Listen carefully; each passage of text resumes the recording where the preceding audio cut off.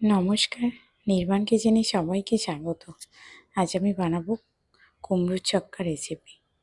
তো চলুন দেখে নেওয়া যাক।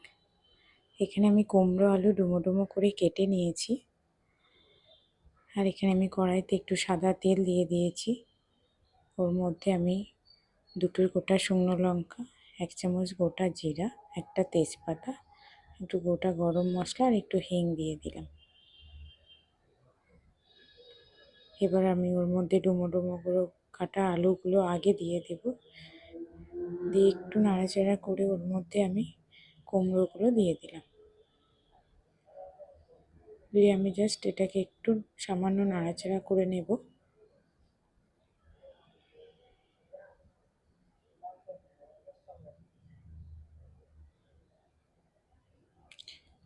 এবার আমি ওর মধ্যে স্বাদ মতো নুন দিয়ে দিলাম, 1 চামচ হলুদ গুঁড়ো দিয়ে দিলাম, 1 চামচ জিরা গুঁড়ো দিয়ে দিলাম, আর 1 চামচ ধনে গুঁড়ো দিয়ে দিলাম, আর 1 চামচ কাশ্মীরি লঙ্কার গুঁড়ো দিয়ে দিলাম, আর একটা বড় টমেটো টুকরো করে আমি দিয়ে দিলাম। দিয়ে এবার কুমড়োটাকে ভালো করে কষে নেব মশলাগুলোর সাথে। একটু কষা হয়ে গেছে, ওর মধ্যে আমি 100 গ্রাম মতো সেদ্ধ ছোলা সেটা আমি দিয়ে দিলাম। দিয়ে আবার বেশ কিছুক্ষণ আমি কুমড়োটাকে একটু কষে নেব।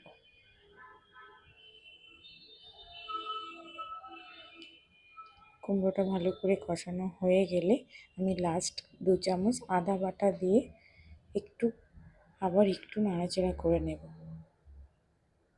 আদার যাতে গন্ধটা একটু চলে যায়। এবার ওর মধ্যে আমি অল্প একটু নারকেল কোড়া দিয়ে দিলাম, 1 চামচ মতো। দিয়ে এটাকেও আমি ভালো করে মিক্স করে নেব।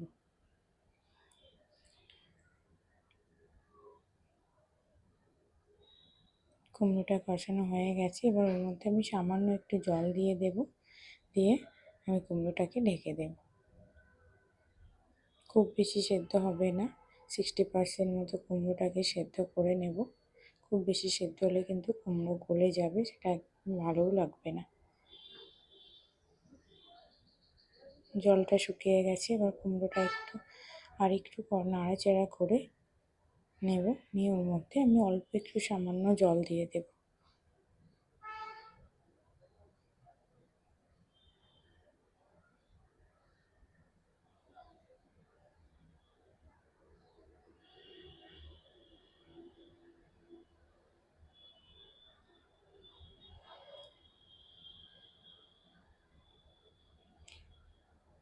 এবার নামানোর আগে আমি ওর মধ্যে 1 চামচ চিনি, একটু নারকেল কোড়া দিয়ে দিলাম,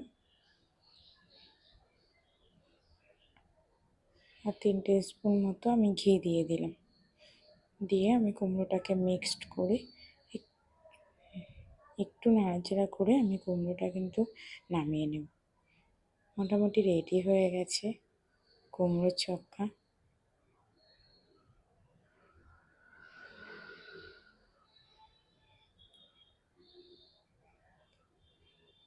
আপনার বাড়িতে এভাবে বানিয়ে দেখতে পারেন। গরম গরম লুচির সাথে কিন্তু খেতে অসাধারণ লাগে। রাত্রে রুটির সাথেও পরিবেশন করতে পারেন। আর আমার এই রেসিপিটা যদি ভালো লাগে, প্লিজ লাইক সাবস্ক্রাইব করে পাশে থাকবেন। দেখা হচ্ছে নেক্সট ভিডিওতে।